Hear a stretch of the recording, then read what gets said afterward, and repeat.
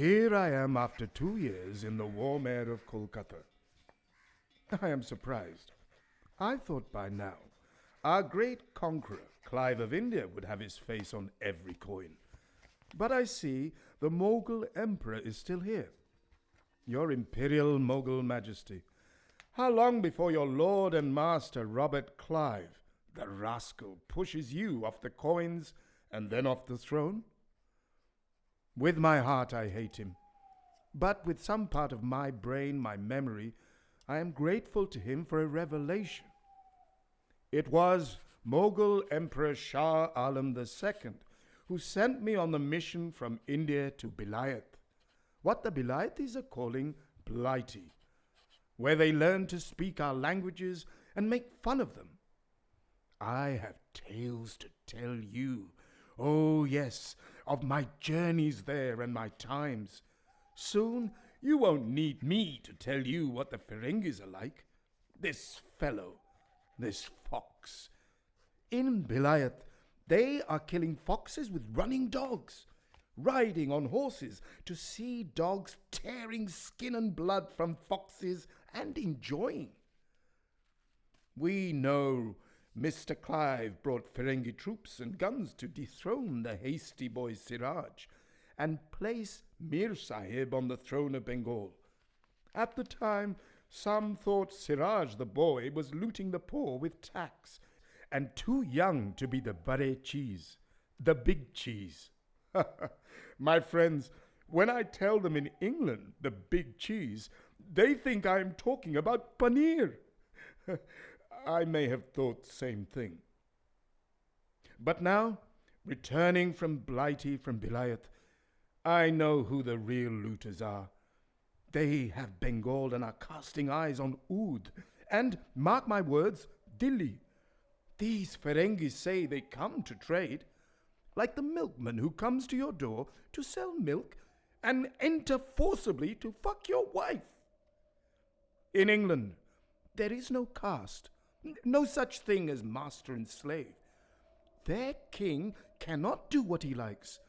There is a council of people, and they pass laws, even cut off the king's head if he doesn't do what they want. But this Clive doesn't want to be like a king of England. He wants to be a Mughal emperor and 10 times as rich. How do I know? Let me begin at the beginning. Or maybe I, Mirza Ihtesamuddin, should begin in the middle of the great city of London.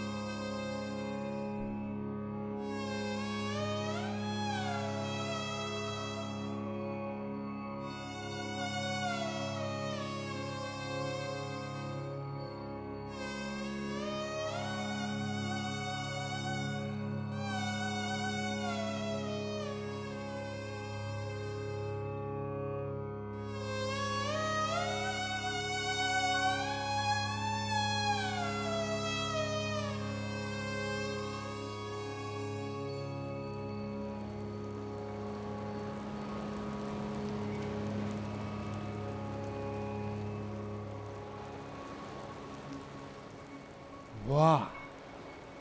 Wah!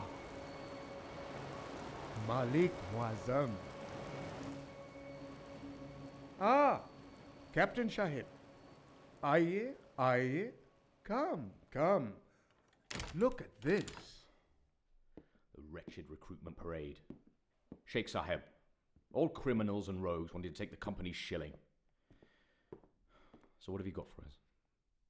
My dear Swinton Shahib, look. Silver frame? What is it? The letter. Which letter? You mean the letter? What are you This is the best way to present. You've taken the Mughal Emperor's letter out of the sealed envelope and put it in this vulgar... Real silver. £3. But the envelope had the Mughal Emperor's seal. Swinton G., did you think King George was going to open the envelope himself and look at Shah Alam's seal and then read the letter in Persian? No, no, no, sir. I am the ambassador. I will present it and read it. Your Royal Majesty, I, Mirza Ihtesamuddin, ambassador from India of the Grand Mughal Emperor Shah Alam II, beg to present to you his greetings and this humble letter for your perusal, approval, and action. Then I read it. Well, we know what it says. Tell me if this is good, respectful English. So, please listen and correct me like you were training a puppy dog. Great King of England and Ireland, we greet you from the throne of India. We are in great respect of the powers of... Not in respect.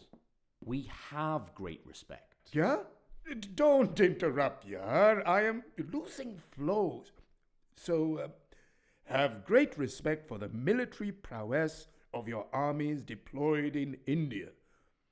We wish to make an alliance with you in the form of your Majesty apportioning some regiments of your army to my command and that of my generals so as to protect my empire from enemies like the French who are trying tricks. No. Tricks. Makes them sound like circus clowns. More threatening. Are bent on conquest and treachery. Very good. Are bending with treachery to expel your East India Company Bahadur from our lands. In token and return, I beg to present you with the sum of 100,000 rupees, and very much look forward to your cementing this alliance. Your friend and royal ally, Shah Alam II. Excellent. Of course, after I read it, you, in your dazzling uniform, present the jewellery box with the gold coins? Huh? Da-da-da-da! So, Captain, to our audience with King George, number 3. I am afraid, dear Mirza Sheikh Sahib, we must not be hasty. No hasty, no time wasty. We seek audience tomorrow. Something I've not told you. I am penitent, and I'm sure you'll agree. You know our voyage took how long? Oh, 6 months, 3 days, and 14 hours. And twice we were besieged by... Oh, those storms, bashing the sails. Allah's mercy. And you did realize, His mercy saved us in other ways. Those oceans, my good Sheikh, are swarming with pirates. They attack the vulnerable, and our merchant ship was vulnerable, but the mercy of the Lord kept them away. These privateers, Portuguese, Irish, Arabs, and our very own ruffians, they would take everything, the metal buttons off your coat. And anticipating such a fate, I have entrusted the jeweled box and 100,000 rupees in gold coins to none other than our leader, the Honourable Robert Clive, who arrives in England shortly and, of course, travels in a ship equipped with cannon and manned by a regiment of soldiers. How can I present the letter without the gift? We wait till it arrives. Meanwhile, Sheikh Sahib, I shall show you England and Scotland and all their splendours.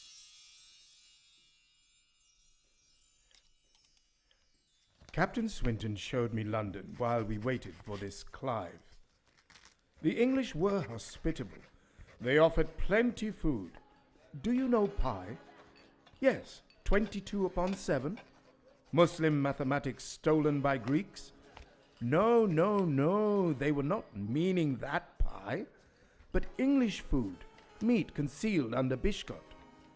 English eat everything, even pig's blood called black pudding. Captain Swinton's beautiful lady cousin Sarah, a fairy more gracious Then any from heaven took me to a dance party.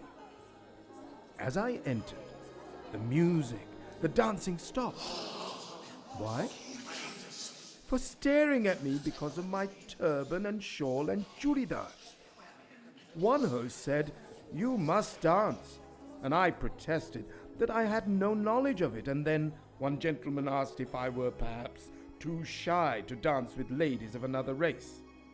How the ladies laughed behind their fans, still staring like urchins in our marketplaces. You go there for a spectacle and become the spectacle yourself.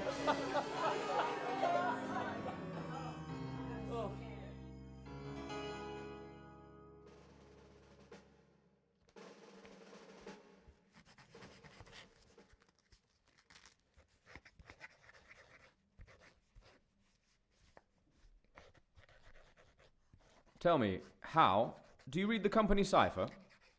May I, sir, admit to having been a part of formulating it? Splendid. Then you can decode and read this for me. We cavalry wallers were instructed in Hindustan to master it, but frankly, I couldn't be bothered. I expect you were fully occupied in Bengal, sir. I would give my right arm to be sent out to the Indies. Oh, I think you'll have much need of your right arm in India. Now get on with telling me what Baron Clive wants of me. Yes, sir. Dear Captain Swinton, I trust you had a pleasant voyage to Blighty and now require you to urgently purchase a high percentage, anywhere between 9 and 17% of stocks in the East India Company, using the funds I am dispatching by separate note of credit. Buy them in the name of a trusted relative. I advise you to invest similarly, as we are soon to be controllers of half of India. I trust it will be done, and you will send me a confirmation by the next vessel. Your humble servant, Robert Clive. God save us, how? Any leak of this intention could have Baron Clive impeached in Parliament and me jailed. Sir, rest assured, I was never here. I swear on the holy book that no memory of this shall remain, as I set out as a cavalry officer recruited by your good self on a man-of-war to Calcutta, or Madras, or indeed Bombay. Well, yes, how, of course. I shall consider yourself assigned to the East India Company Army. As with the rank of lieutenant? Damn you, yes, as a lieutenant, but if... There shall be no if. I thank you, sir.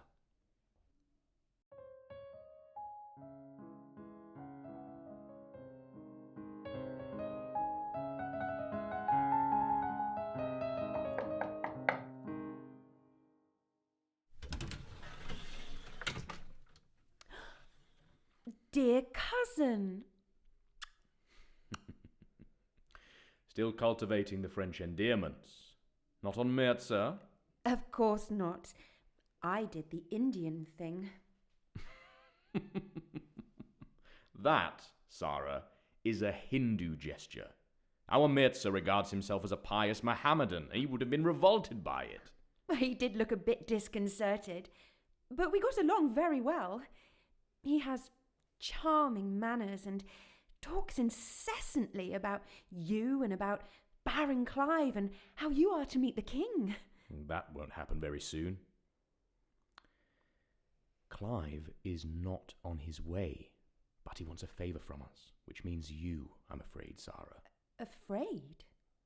He wants to buy company stocks in your name, as we are forbidden to own such. You will, of course, be rewarded.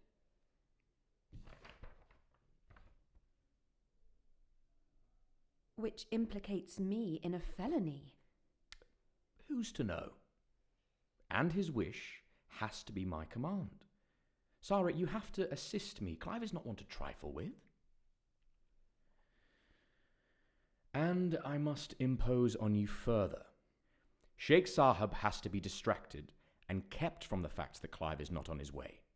Indeed, Baron Clive believes that the troops he commands in India are his, and not George III's. Doesn't that amount to treason? Not if the king profits from Clive's conquests and dealings. Ah, for my esteemed friend Mirza Ihtesamuddin. Shall we see what his friend wants to tell him?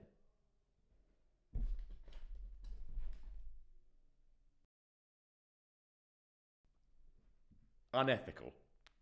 As a matter of security, Lieutenant Howe, as you will no doubt find out when you're off in Madras, this enterprise is built on intrigue. And as Shakespeare put it, one's back has to be guarded from one's friends. Et tu, brute, etc. Ah, Urdu. My dear boy, Madras won't be all watching elephants fighting tigers and houris dancing for you. Lord Clive may have other plans. He seems to be using our regiments to threaten the native kings. That was why I volunteered, to fight the heathen. Well, your dream may well come true. My deepest respect for Robert Clive, the first man in India to realise that the natives don't want to buy our wool. And of course they eat with their fingers, so our cutlery is not in great demand. So we sell armies and take tax money from puppet princes.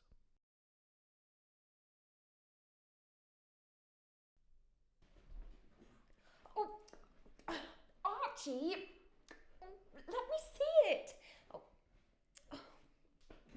Oh, you should hand it over to him, Archie.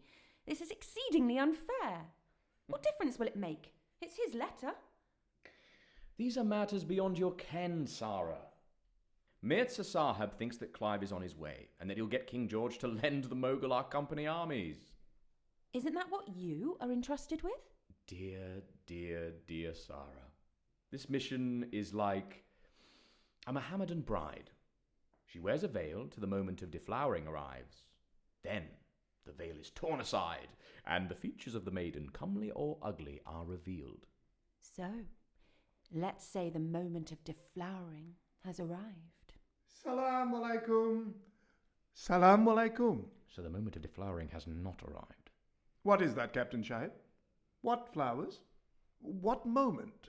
The moment we are honoured with your presence, my good sir. So, Ihtesamuddin, Sahib, Sarah tells me that you loved Oxford. Swinton ji, kya kahun? Lajawab madrasa hai, kya science, kya astrology. You see, I grew up believing that there were 7 heavens, and there was a veil between them all. But now they explained to me that if there were 7 veils... Wouldn't that be 6? Yes, 6. Then we wouldn't be able to see the most distant star, would we? Well said. Sarah and I have been hatching a little plot. A plan?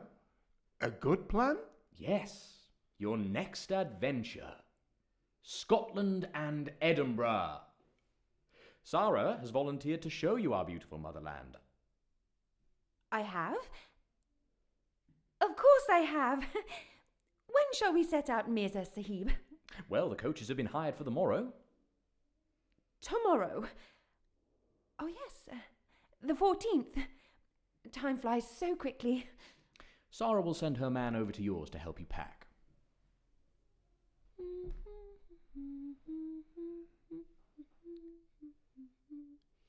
In India, Saraji, we only see English Memsahibs sitting side by side with menfolk. Indian ladies would never be allowed. So, what would Indian ladies be allowed to do? Oh, nothing. Until they get married and take charge of the house, then they bully everything. But I believe they don't choose whom they marry. No, never. Not allowed. They are married off as girls, like property, when they are maybe 3 years old, then sent to their husbands who may be a little older. So, no romantic interludes? Nothing. Toba. I am seeing miracles in England, Saraji. In the Queen's Palace ground, sauntering maidens, amorous lissom figures. My soul became a flowering garden. They meet their lovers without fear of rivals or the police. But I find what you say delightful. But tell me, would you say that, when looking at me as you are right now, that I was worthy of your words? About houris? Does it apply to me? I mean, would I qualify as one of the fairy fays? Oh, Saraji, you surpass even those which inspired my... how do you say? My reveries? You are like Greek statues. Well then, you can show me your regard by giving me a kiss. Hi Allah. Hi Allah. Oh well, you are right, Sheikh Sahib. We English women are bold. Or shall I say, we do with impunity what all women would do if they could.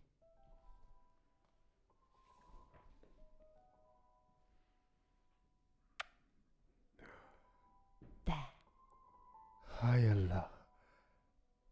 Oh, Madam Sarah, that was the greatest surprise and most benevolent gift you could bestow on my undeserving face. On the contrary, Ihtesamuddin, I find you much more attractive than the strutting peacocks who attempt to force their attention on me.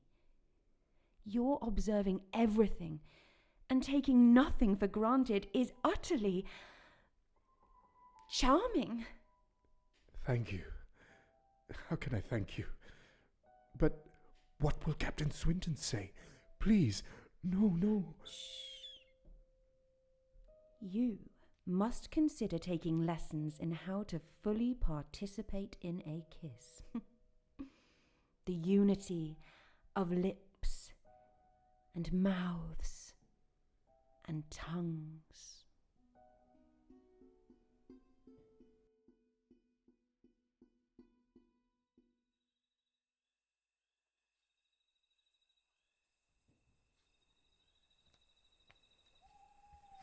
Every day I wake up and thinking, is it relief or torture to be back in Kolkata? Am I missing Vilayat? Or am I just missing my Saraji? After that first little skirmish, Madame Saraji was very well behaved with me. But that one movement, the chumi, the kiss had made my heart flutter, and every day in my bed, with her room some little distance from mine, I would wonder about her body and her heart beating like a little dove. But no, I did not do even any suggestions. Just one. One day when we were talking, I read a passage to Madame Sarah from the Bible, the passage which said about stoning the adulteress. Let anyone without sin cast the first stone. She said she knew the story, which Isa was saying that everyone was doing it. But she didn't take what English are calling hint. Hint. Nothing happened. Another year, and Clive did not arrive. Swinton Sahib said, first of all, that all shipping had stopped for 5 months because of the storms brought by the monsoon.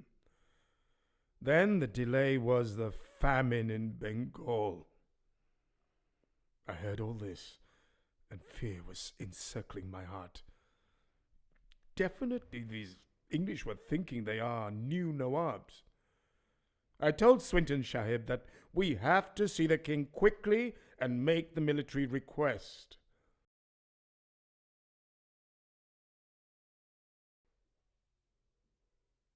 I had no intention of returning to Blighty, my dear Swinton, but Lord... My dear Swinton, now is it? And soon shall I be addressing you as Sir, or perhaps your Lordship? General Howe?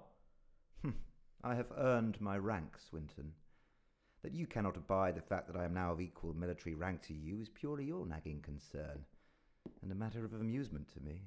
Listen, Captain Howe, you and I know that you obtained a cavalry rank by blackmailing me. Perhaps I was a fool to give way then, and now you're Robert Clive's petty hangman. Robert Clive, is it? Now there's a form of insubordination, Captain, sir. especially as Lord Clive holds you in the highest esteem as one who will carry out his orders. As I have and always shall endeavour to do. Good. My dear chap, which is why I have been in confidence entrusted with a burden of an urgent message. I am eager to hear it, Master Howe. Stand and deliver. Well, Lord Clive requires that you take urgent steps to see that the fellow Mirza Ihtesamuddin doesn't ever return to India. It's of the utmost importance that he is prevented from so doing and reporting back to the Mughal Emperor. And how am I supposed to achieve that?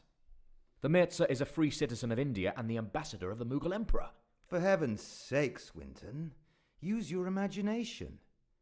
Isn't he a guest of your family somewhere in the Highlands? Aren't there cliffs in Scotland he can lose his footing from, or apothecaries who fail to cure him from a dose of hemlock? Murder? The surest way. But why? Because, my darling cousin, His Majesty George III is merely a king of two relatively small islands, England and Ireland. Our Robert Clive is the aspirant emperor of India. But why kill our Mirza? Because Clive believes that the company is no longer a trading enterprise. It is the ruling institution of India. Its troops are his army, his to command, and its wealth is his to garner and use as he likes. And this George of Hanover had better not get any ideas above his station and make alliances with the Mogul boy. Clive is not going to lend the Mughal his army. He's going to use that army, of which I am a part, to keep the wretched Mogul so-called emperor as his boot boy. Hindustan is at stake. The life of one Persian translator is a speck of dust. Archibald Swinton, you can't do it. Then I am finished. Not only can I never return to India, I may as well dig my own grave. He wouldn't. Wouldn't he? The man who has treacherously obtained power over kingdoms of India will indulge my defiance with a smile? There must be other ways of preventing Mirza... The bee from the flower? The moth from the flame? So what, darling Sarah, would those ways be?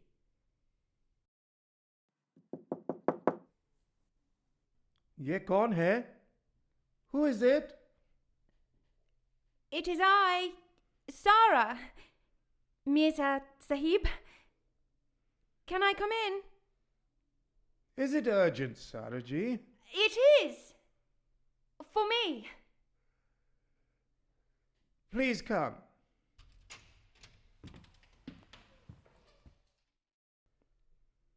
What is urgent, Saraji? Tell me. Mirza Sahib, I need to speak to you frankly and openly. Of course, of course. Please, please, sit and speak.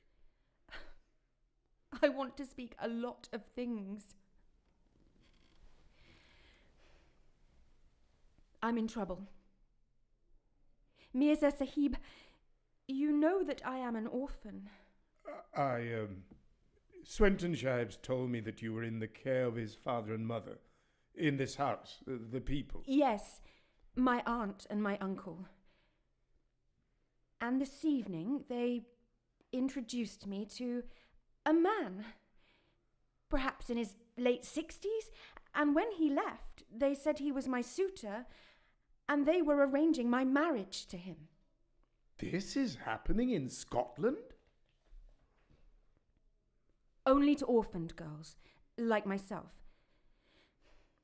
Mirza Sahib, I can't do it. I don't want this man. His wife is dead, he has 6 children and lives in a remote island off Scotland and has a farm and really needs a slave. And he is, what can I say, ugly as sin. And I can't. I won't.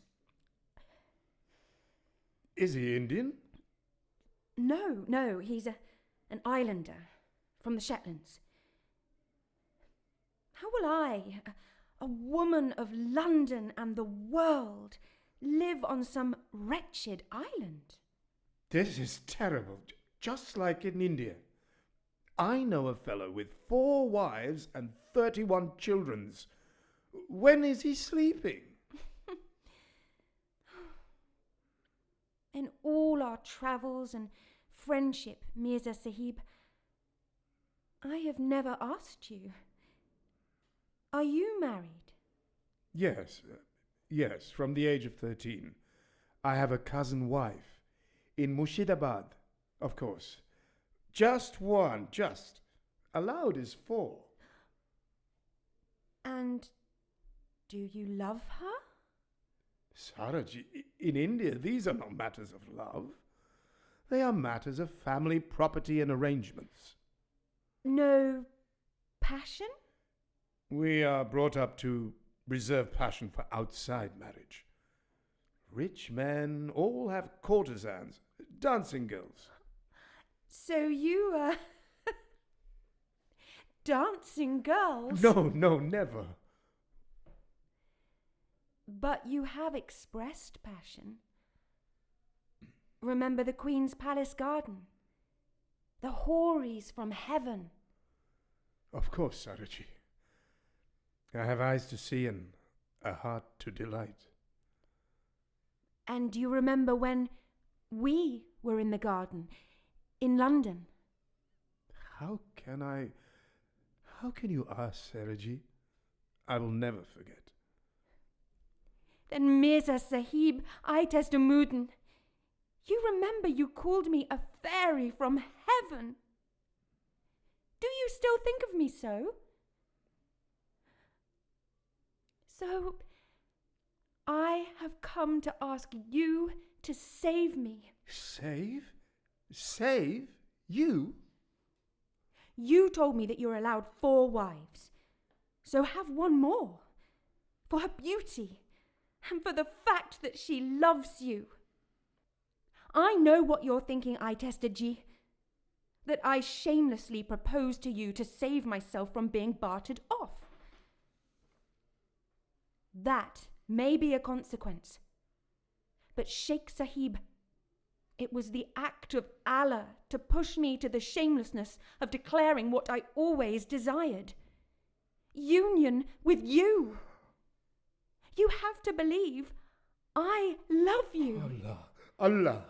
My God, Saraji, what are you saying? You know what I'm saying. I am saying I want you to marry me and I want you to live with me in Scotland and England forever. Can't you love me? Love you forever.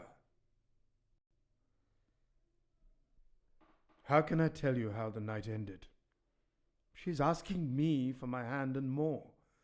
I could not believe. We men are never expected to express the feelings of our hearts, except they be in the words of the poets.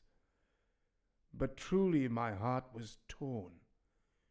You see, my wife is the daughter of the most powerful general in the army of Siraj ad-Dawla, and my parents sought out the alliance. Did my father or mother stoop to seeing if the girl was as ugly as a pig and twice as fat? You know, in India, dowry is all. And now this creature from heaven has proposed marriage to me. And then Captain Swinton and his guest, General Monroe, says to me, "You are all alone in this country. Why don't you take a wife?" I answered then that no British woman would be interested in me. And second, I would only like to eat halal food, and she would eat anything. How the world turns. And now this creature from heaven said she will marry me. What can I reply? What can I reply? Hay Allah, ab main kya karu? The smile of fortune can become the grin of fate. Captain Howe, I take it you are a Christian? When it suits me. And you want to know if it's done? It was the order of he who must be obeyed. Tell Clive his object has been achieved. The Mirza is disposed of? Not exactly. Captain Howe, as a Christian, and even if I were a heathen who bowed to wood and stone, I would not stoop to take the life of another. Murder. So you've never been in the wars and slaughtered the enemy? A war is different. Murdering a friend in cold blood is a ticket to hell, if not a rope in this life. But Lord Clive's objective is, with respect, about to be achieved. You can send this to Mirza, who's at my family estate in Scotland. Say it arrived from India at the company's offices. Ah, Scotland. I am to make sure he stays there, above or below the ground. This will work. It's in Urdu. It purports to be from his cousin Munir. Now, it says that his father-in-law, Veteran General Jalal-ud-Din, has heard that he, Mirza, has married a Scotswoman, and Munir warns him that Jalal-ud-Din has sworn on the Quran to kill him if he does, so he must never return. Married a Scotswoman? Not yet, but he will. He will. And he is mortally afraid of his father-in-law. Right. Who is with the fellow in your Scottish estate? My old mother, who's bedridden, and my poor old deaf pater, and my cousin Sarah, who I believe has seduced Mirza Saab. Your cousin Sarah? Well, I don't think you've grasped what's at stake, Swinton. No doubt you will very soon. I was entrusted to deliver, through you, these matters of life and death, even yours and mine.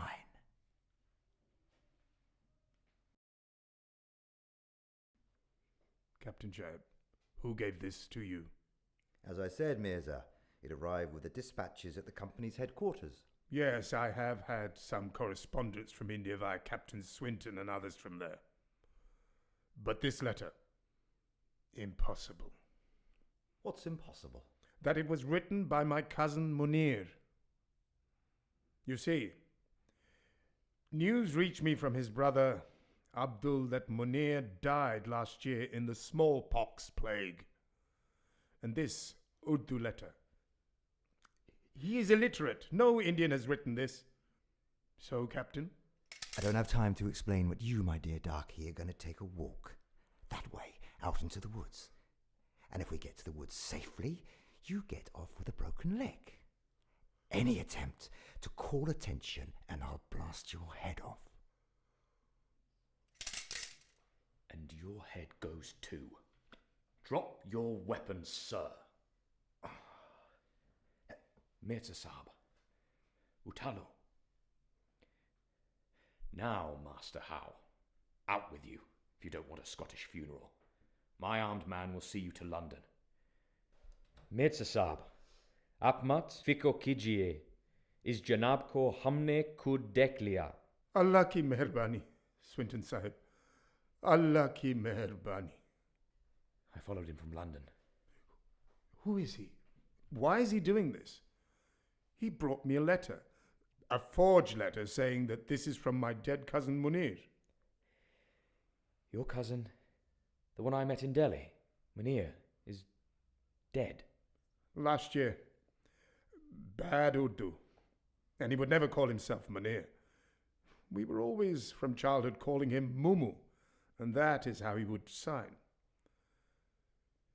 And this revenge from my father-in-law? Rubbish. He had 4 wives. I know he wanted an English one. He was saying I should get one for me and one for him also. So then do you... I mean, Sarah has spoken to me, Mirza Sahib. She is deeply in love with you. And I remember you once saying to me that we Englishmen were fortunate in marrying for love. But love has problems. Did you read Jomeo and Juliet? You know, Mirza Saab, I am certain that Pater will leave this estate to Sarah. Think of a life in Scotland. And Sarah is romantic, but as the years pass it will mellow, and she will countenance you inviting your wife from India to Scotland. 2 is a pair, but 3 is a flush. Think about it. Mirza Ji, did I hear voices? Maybe I was praying too loudly. The coach brought this from London. You must read it. Lord Clive, arriving from India on Tuesday, has an audience with His Majesty King George III, and brings him the magnificent personal gift of 100,000 rupees in gold on behalf of the East India Company. The gift of gold coins will be presented to His Majesty in a bejewelled box, which is on display to the public for 24 hours in the hall of the company's headquarters in Leadenhall Street. What is this? Clive? In London? Giving our prize? My prize? The Mughal Emperor's present to the king himself, and saying it is from East India Company? Liar! Kutta! Dog! And what about the letter? I have the Emperor's letter. Ihtesamu, my dearest, the last thing they want is for you to convey that letter to the king. Clive, and not the King of England, owns the India he has vanquished. He will not rest till Delhi, the Punjab, the Maharata territories, the lands of the south. Yes, I've been studying the maps. Till India belongs to him. Your letter, the gift, the alliance of your Mughal with George III would be a royal, insurmountable obstruction. That's why they wanted to keep you away from India. Archie had orders to murder you. Because he couldn't murder me, he set you to seduce me. That may have been true. Once. But Ihtesamuddin, that's not the reason I proposed to you. I did it from the dictates of my heart. And now Clive has made his supreme move, and the letter you carry is dead. But it's brought us together. I haven't lost all dignity, Mirza. I await your answer. Yes. You are that heavenly angel whom Allah has granted me. Yes, I will take you for my wife. But in India, we shall be married in the proper way and live there happily ever after. You mean convert?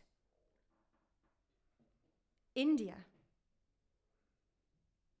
And live with your other wives? Who do you take me for?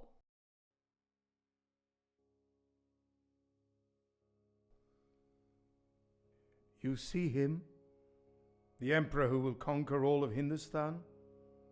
3 years of life, 1 whole year on board a vessel heading back home. Mere dosto, mere mehboob. My compatriots, we are the monkeys who fought each other, and the fox came to whisper in our ears, I can eat the baby monkeys of the opposing tribe. And we let him in, and we paid him to fight on our side, and now here we are. The earth belongs to the foxes, and we climb the trees looking for bananas and tamarind to eat. In my time there, I saw so much that I admired. Their love of dogs. The English, they smoke tobacco in small pipes held by the teeth.